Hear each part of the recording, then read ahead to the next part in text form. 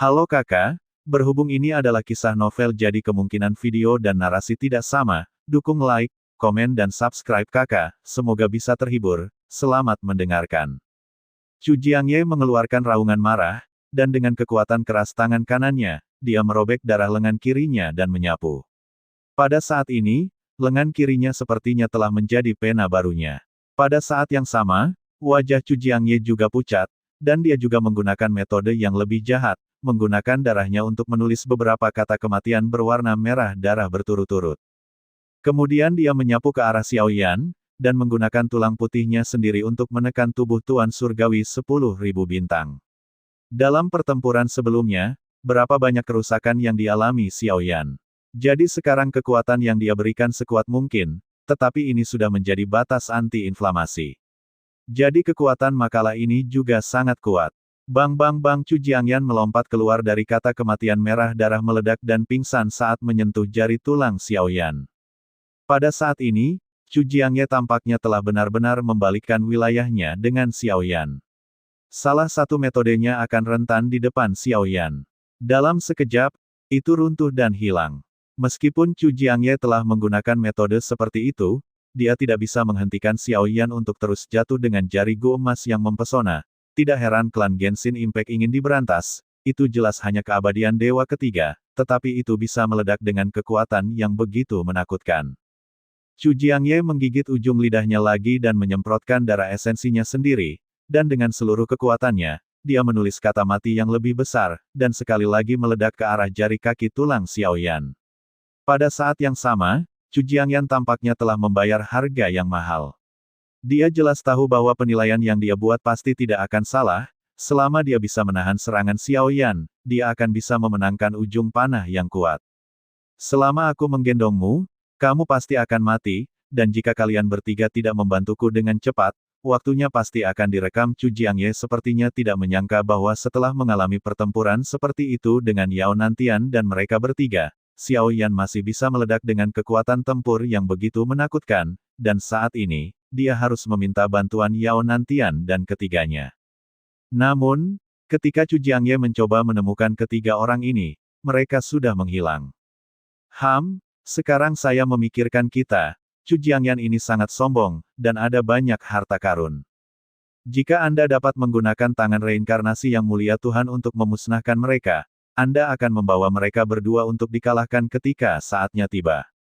Bersama-sama, kita akan membunuh mereka semua. Yao Nantian mendengus dingin, mereka bersembunyi di suatu tempat di kehampaan, dan sepertinya mereka telah menggunakan beberapa harta karun aura rahasia, sehingga Chu Jiang tidak pernah menemukan reinkarnasi mereka, benar-benar ada sesuatu. Tidak peduli apa, kita harus menemukan cara untuk membunuhnya kali ini, jika tidak, kita akan memberinya waktu lagi untuk tumbuh, dan kemudian saya khawatir tidak ada dari kita yang bisa melarikan diri.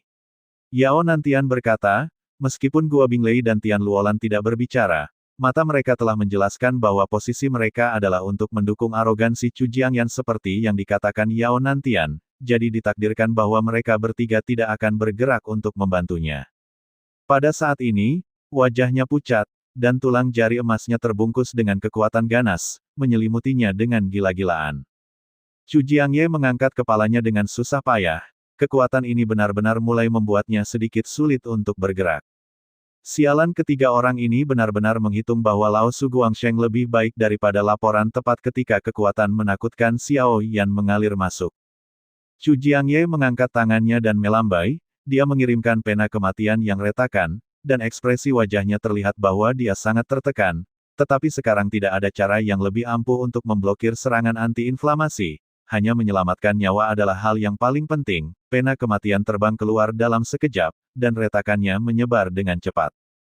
Meskipun Chu Jiangye enggan menyerah di dalam hatinya, tidak ada cara lain untuk menghentikan kejutan tiba-tiba dari kehidupan yang bersenandung, dan kekuatannya bergerak inci demi inci, dan kekuatan reinkarnasinya yang kuat, dengan aturan absolut, bertabrakan dengannya. Hanya setelah saya menerobos keadaan pikiran Kaisar kelima, saya memiliki kekuatan reinkarnasi dari aturan absolut ini. Mengapa Anda bisa menunggu tubuh belaka untuk menghentikan Falang Xiao Yan? Pada saat ini, benturan keras terkena dampak keras, menyebabkan retakan muncul pada falangnya. Melihat pemandangan ini, Mata Chu Jiangye tiba-tiba menunjukkan kegembiraan. Selama dia bersikeras sedikit lebih lama, keruntuhan Xiao Yan ada di depannya. Haha, kamu akan mati. Krisis Fang Kai telah membuat Chu Jiangye membayar harga yang mahal. Untuk membunuh Xiao Yan, dia bahkan mengirim senjata yang mengikutinya, tetapi sepertinya selama dia bisa membunuh Xiao Yan, dia bisa menerimanya.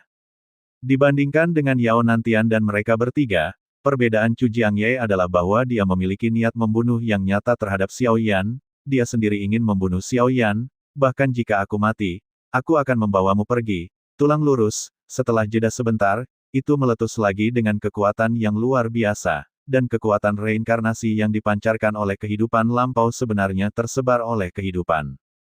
Sosok Chu Jiangye segera berubah menjadi garis darah dan ditembakkan, dia bahkan menyemprotkan darah dari mulutnya. Matanya terkejut, bagaimana dia bisa memiliki kekuatan yang begitu kuat. Wow, ada ledakan di antara rumah malam Chu Jiang, dia menabrak sesuatu, dan ketika dia tiba-tiba mengangkat kepalanya, dia menemukan bahwa dia telah jatuh ke telapak tangan Xiao Yan. 5 falang putih menghantam Chu Jiangye dari segala arah seperti sangkar, ini adalah tangan terakhir Xiao Yan yang memegang teknik matahari dan bulan dengan seluruh kekuatannya, menggelegar. Api di sini bercampur dengan tepuk tangan anti-inflamasi, dan meledak keras dalam sekejap, dan dia bahkan ingin membunuhnya dengan menghancurkan tubuhnya sendiri. Chu Jiangyan hanyalah kerangka besar yang runtuh inci demi inci, dan meledak membentuk kekuatan penghancur yang belum pernah terjadi sebelumnya.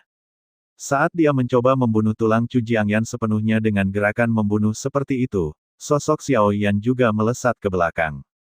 Pada saat ini, wajahnya seperti abu, seolah-olah dia telah menghabiskan semua kekuatan ki dan darah, dan pada saat imamat tahunnya, sebuah kekuatan diselimuti asap senjata. Dalam sekejap, tubuhnya membeku dalam kristal es, yang akan membunuhnya sekarang. Yao Nantian dan mereka bertiga muncul hampir pada saat yang sama, dan mereka bahkan menggunakan sarana mereka pada saat yang sama, dan langsung pergi ke Xiao Yan dalam kristal prajurit. Xiao Yan merasa bahwa itu adalah kekacauan, seolah-olah dia benar-benar akan menghadapi kematian, dan dia tidak sebebas dan semudah yang dia bayangkan, dan rasa krisis hidup dan mati yang kuat ini melanda. Tapi saat ini, dia tidak berdaya.